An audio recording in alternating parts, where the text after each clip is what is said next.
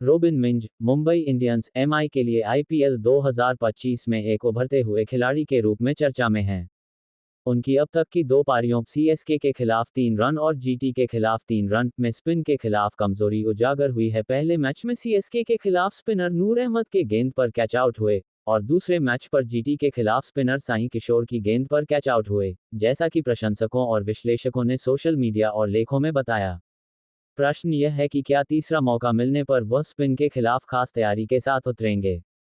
विश्लेषण। स्पिन के खिलाफ कमजोरी। मिंज ने अब तक केवल 7 टी20 मैच खेले हैं, जिनमें उनका बल्लेबाजी औसत 16.75 और स्ट्राइक रेट 181.08 रहा है।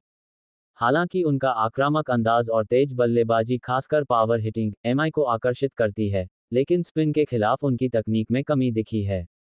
प्रशंसकों ने उनकी शॉट न खेल पाने और गेंद को सही से मिडिल न कर पाने की आलोचना की है। चेन्नई के चेपॉक और अहमदाबाद के नरेंद्र मोदी स्टेडियम जैसे स्पिन अनुकूल मैदानों पर उनकी मुश्किलें बढ़ीं। एमआई की स्काउटिंग और उम्मीदें।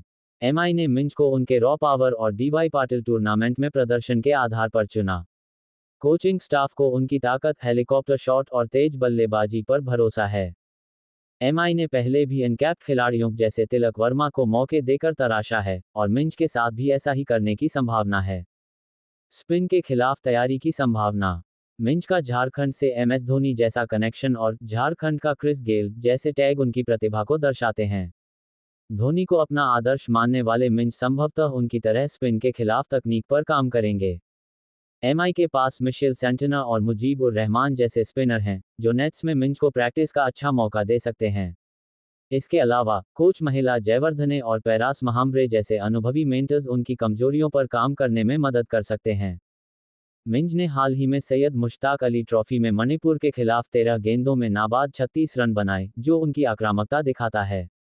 अगर वह स्पिन के खिलाफ शॉट्स जैसे स्वीप, लॉफ्टेड कवर ड्राइव पर काम करें, तो बेहतर प्रदर्शन संभव है।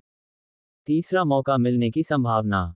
एमआई की बल्लेबाजी लाइनअप में रोहित शर्मा, सूर्य कुमार यादव, तिलक वर्मा और रयान रिकेल्टन जैसे मजबूत खिलाड़ी हैं। मिंज को निचले मध्य क्रम नंबर 6 या 7 या इम्पैक्ट प्लेयर के रूप में मौका मिल सकता है।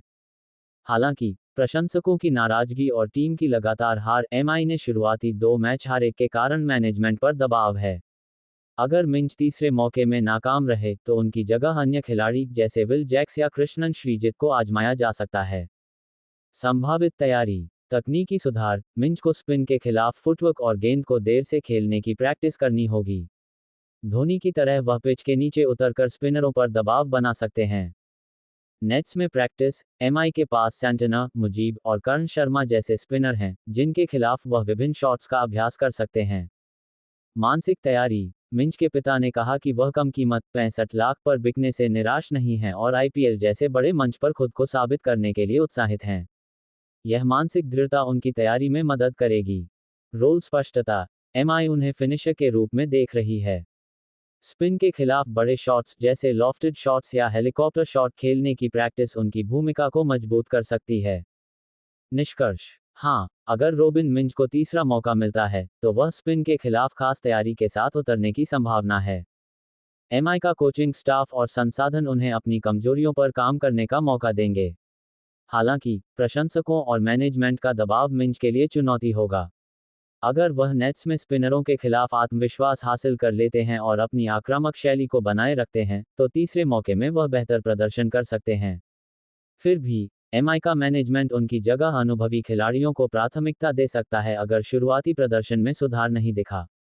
सुझाव। मिंज को सलाह दी जा सकती है कि वह धोनी की तरह स्पिनरों को पढ़ने और उनके खिलाफ रक्षात्मक से आक्रामक शॉट्स की ओर बढ़ने की रणनीति अपनाएं। एमआई के अगले कुछ मैचों में पिच की प्रकृति, उदाहरण के लिए वानखेड़े की सपाट पिच, उनके लिए फायदेमंद हो सकती है।